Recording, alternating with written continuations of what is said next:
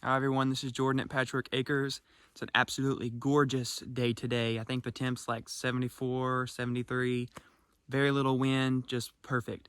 And the bees are a little bit busy today. They're gathering up the last little bits of pollen and nectar that's out there. The nectar flow that's happening right now is tapering down a little bit.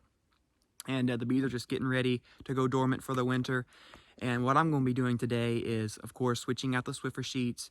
And I'm going to be rearranging Waxminster, which is my strong hive, just in case they need to be fed during the winter at any point. They may not be, I mean, they're so strong, but Buzzingham, of course, will. I'm going to continue feeding Buzzingham, but getting Waxminster ready just in case. And that's just about it. Just getting them ready for winter, checking their stores again just to be sure. And yeah, so let's go get into these hives.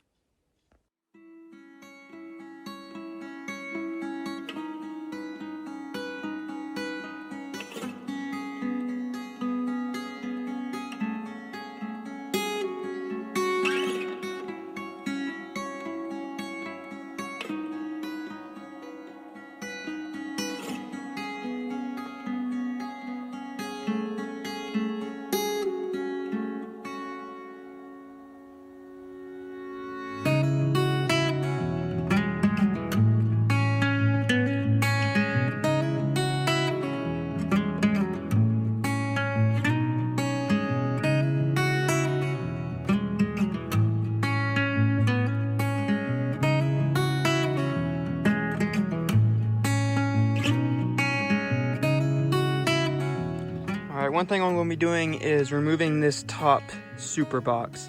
They didn't really build a lot of comb in here, barely any really, but I only kept it on just to make them feel like they had more room to decrease the chance of swarming late in the year.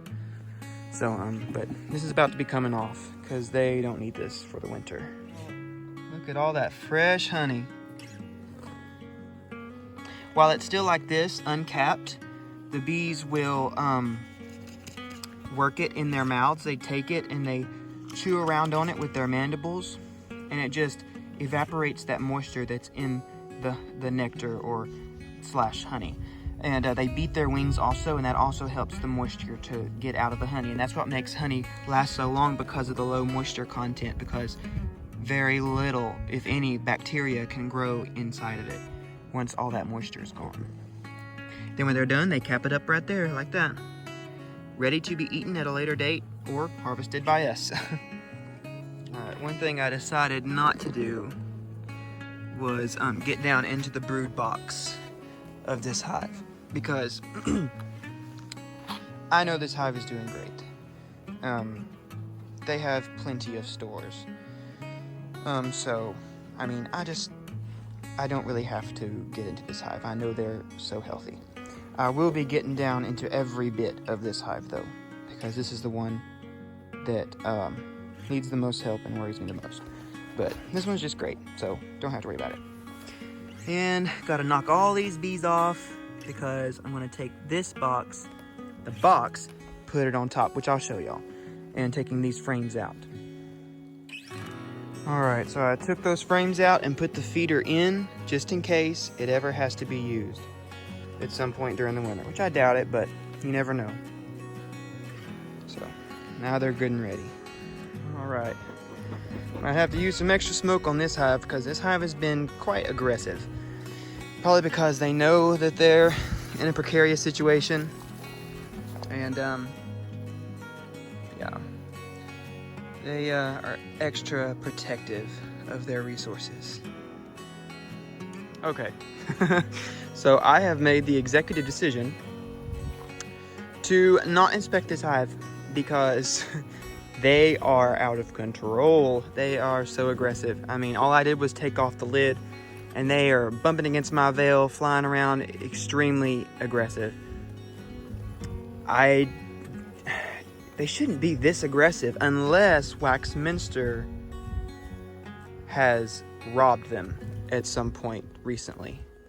So, robbing is definitely something bees do, especially this time of year when resources get scarce and coveted. Strong hives like Waxminster here will prey on weaker hives like Buzzingham. they will cluster at their door and storm inside the hive and steal their resources and then come store it in their own hive.